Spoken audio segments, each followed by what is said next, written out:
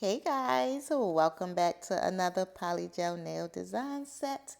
This set here is my sunset set. That was a tongue twister, but they just remind me of the sunset, like a nice warm evening or whatnot. Just like the flow of the oranges and the yellow was giving me sunshine. Well, not sunshine, but sunset. Okay, so let's go ahead and get into that process. This is the polygel, which is hard to see from the light, but that is the polygel I use for the nail bed. What I do want to do for this video, I noticed in my last couple of videos, I just kind of ramble on, but I do want to, although this is a short video, I do want to kind of focus on what it is that I am doing exactly with the polygel versus just rambling over top of the video. So I'm taking that first bead of polygel, I am pushing it together into like a circle or like an oval. It works better for me that way versus that long thin string that come out the tube when you first squeeze polygel out. So I'm just pushing it all together to like a circle or oval. And with my brush at like an angle, I begin to press it down into the cuticle area. Okay, so I'm only pressing it down. I'm not flooding my cuticles. I'm not on the skin. So I'm just pushing it up against my cuticle area and that's it.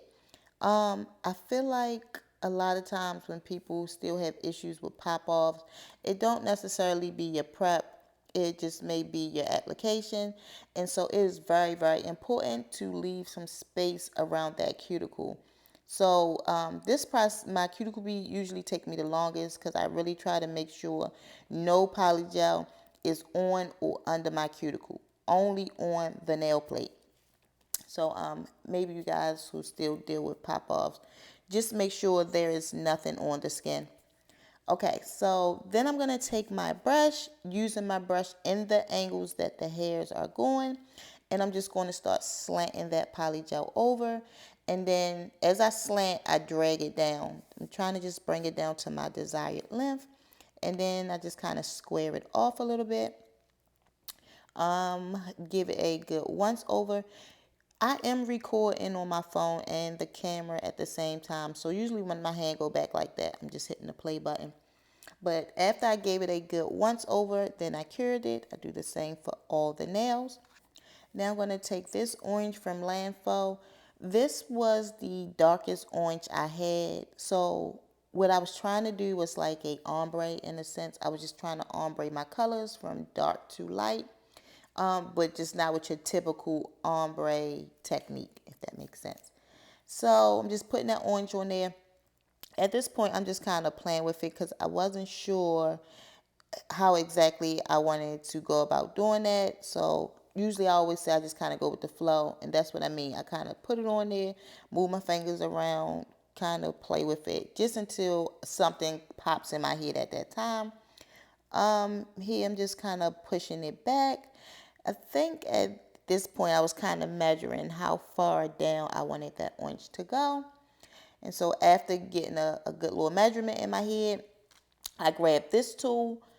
Took me a little minute to get it. But this tool here, this is a cake decorating. I got it out of the cake decorating section. But it's a clay molding clay molding tool. I'm sorry, y'all, I'm all tongue-tied, but I just use that to make sure my lines are straight. With polygel, polygel is sticky, and even if you do a quick cure, it's sticky. So I feel like I'm very limited in my designs. Unlike acrylic, it starts to dry, so you can kind of cut into it. With polygel, I can't, so I kind of got to work with what I have, which is usually like some random little tool just to kind of push the polygel where I want it to go. And I find these plastic tools work better. Okay, so even though I just kind of went on, but that orange, the second orange I used was Savvy Lands. This one here is a landful one. Again, I'm just trying to take the different oranges from dark to light, put it up against each other, and then pull it up against that new color, and just kind of give it like a little slant. That was pretty much that whole process. Then I gave it a quick cure. So with my quick cures, I usually do like 8 to 10 seconds. I'll put it in the lamp from 8 to 10 seconds. My lamp is a 300 watt, actually. I just got a newer one. But I just give it like 8 to 10 seconds because every time I do a color on a finger, my hand go into lamp. So by the time I remove those forms, for the most part, each color have finally got a full cure. Okay, so that orange there was Mardi Gold or Mardi Gras from a card, one of the two. Can't quite remember off top. This orange here is Cody's. I get this from AliExpress, and it just reminds me so much of Macart, just a lot cheaper. It's the same stickiness. They both cure extremely hard. They both same when it comes to how much it do or do not run. It just reminds me so much of Macart. But I get it from AliExpress, and it's a lot cheaper. And they have all the same colors. But put that one on there, slanted it over, cured it. Now we're going in with this yellow. This yellow is the darkest yellow I had. This is a mustard colored yellow. Very, very pretty color. I love this color.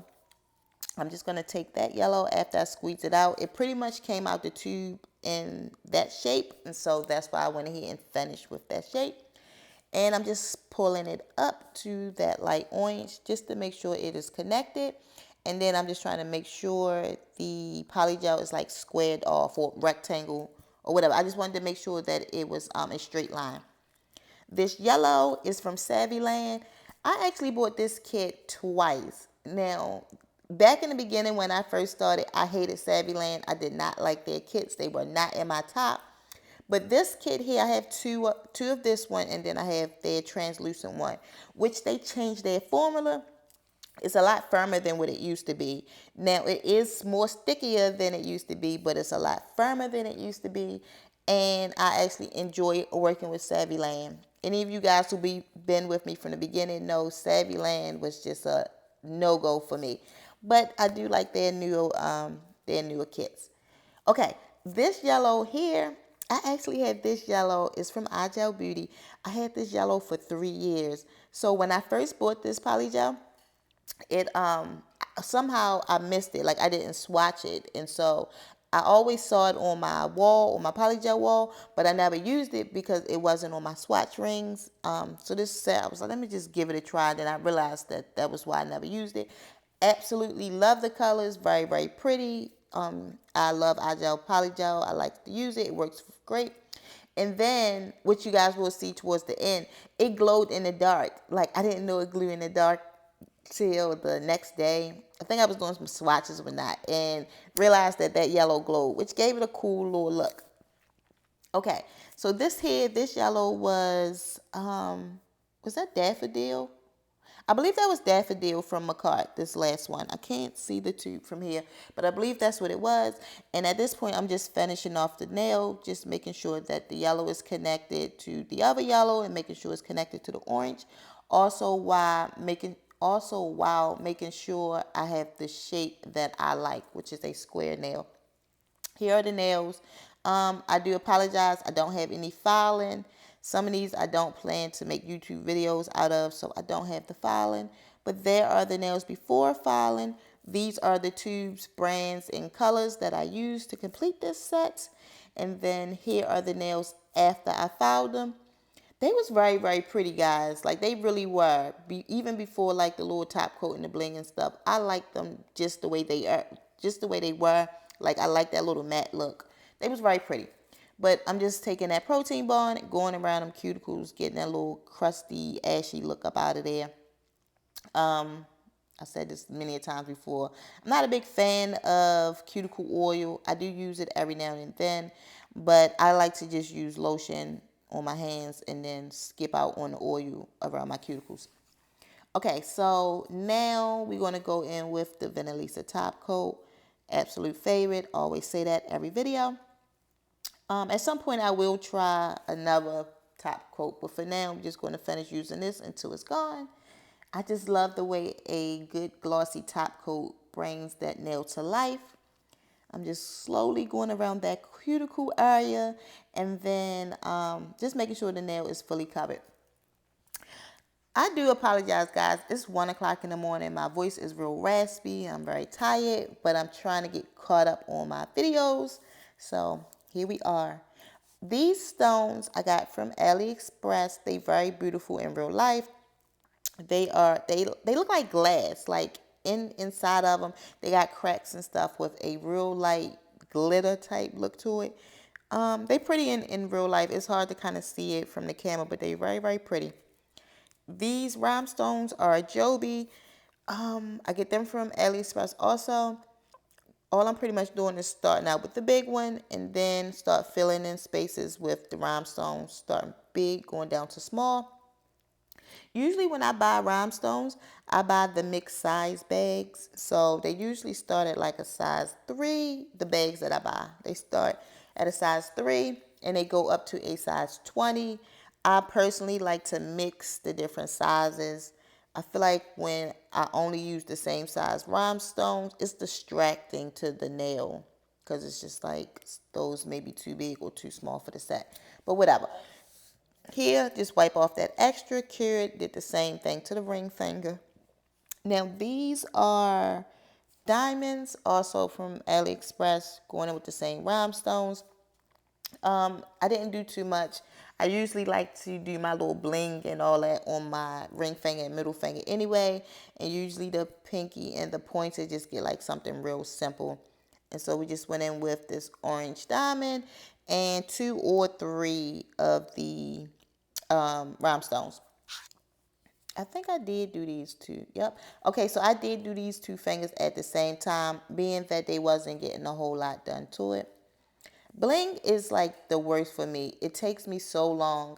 Bling, it really takes me like 2 hours just trying to dig out what I have, kind of play around and see what I want to use, what I don't want to use. Bling is a pain. But here are the nails. Oh, this, once I realized they glowed. Just that little yellow glow, and it was so pretty. But here's the nails, all completed, very pretty. I just absolutely love, love, love these. I love orange nails anyway, but I just feel like they was very pretty. But thank you guys. I truly appreciate you guys for watching my videos. Don't forget to like, comment, and subscribe. And you guys know I'll talk to you in the next one.